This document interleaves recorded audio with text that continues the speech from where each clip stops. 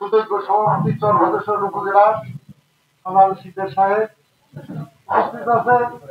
আমার ডান পাশে আমার ছেলে ছোট ভাই অ্যাডভোকেট মাহবুব দুলাল এবং চরভদ্রেশ্বর উপজেলার সুযোগ্য সাধারণ সম্পাদক কুদ্দুস এবং উপস্থিত আছে এখানে চরভদ্রেশ্বরের কৃতি সন্তান মঞ্জু, মুরাদ এবং অন্যান্য নেতৃবৃন্দ এবং ছাত্রদল, যুবদল, বিএনপি নেতৃবৃন্দ, ভাইয়ের আসসালামু আলাইকুম।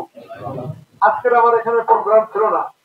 প্রোগ্রামটা একদিন আগে প্রেসিডেন্ট সাহেব দিয়েছে এই অনুষ্ঠানে উদ্বোধন করা এবং একত্রিত হওয়ার সম্পর্কে আলোচনা করা, এটি হচ্ছে মূল কথা। আমি একটা কথা বলতে চাই, এই দেশ স্বাধীন করেছে কে? ঘোষণা দিচ্ছে কে?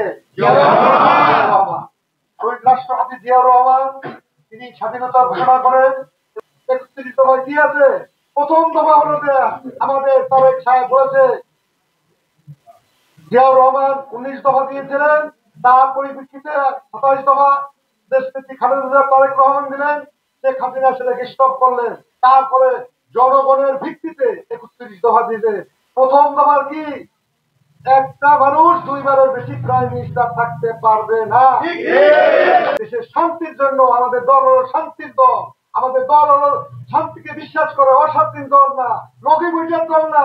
লগি বৈঠের দল হলো আওয়ামী লীগ, যারা মানুষকে ঘিরে লগি বৈঠে লাশের উপরে যারা নাচে, সেটা একটা দল হইতে পারে না।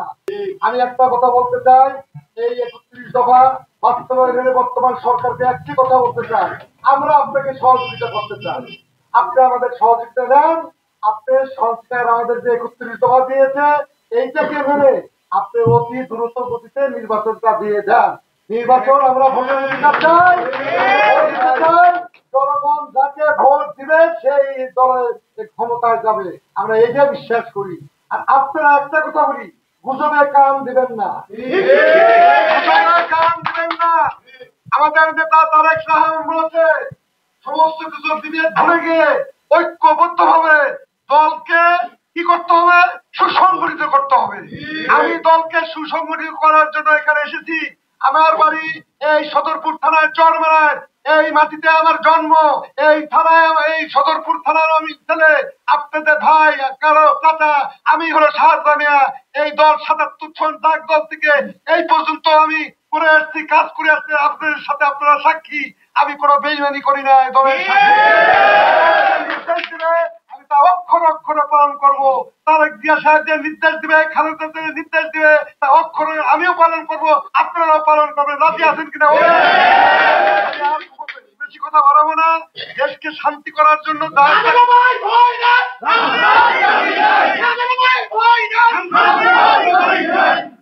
এই সরকারের কাছে আবেদন থাকবে, আগামী মাসে রমজান, পবিত্র মাহে রমজান, দ্রব্যমূল্য ঊর্ধ্বগতি তার নামায় আনতে হবে। ১। ২ নম্বর, নির্বাচনের রোড ম্যাপ আপনি ঘোষণা দেন।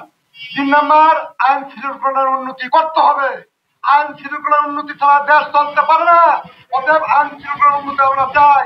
আমরা চাই না যে এই দেশে লুটপাট চাঁদাবাজি হোক, এটা আমরা চাই না। আর একটা শেষ কথা, আমার এই ১৬ বছর যারা এই মাটিতে আন্দোলন সংগ্রাম করেছে, যে সমস্ত নেতা কর্মীরা আমি তাদের চিনি, তাদেরকে বাদ দিয়া যদি কোন নিক্সন বাহিনী, কোন আওয়ামী লীগের পেতাদেরকে কেউ আশ্রয় প্রশ্রয় দেয়, আমি দলের হাইকমান্ডের কাছে আবেদন থাকবো তাদেরকে দল থেকে বহিষ্কার করা হোক।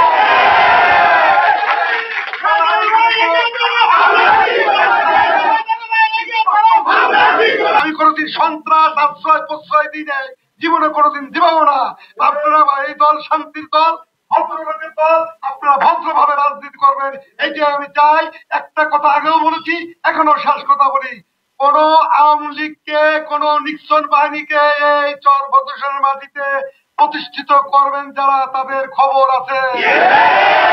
কোনো কায়দা নাই, তাদের কোন কায়দা। আবার ত্যাগীদের তাদেরকে বাদ দিয়ে দল ভারী করার জন্য শোডাউন করবে।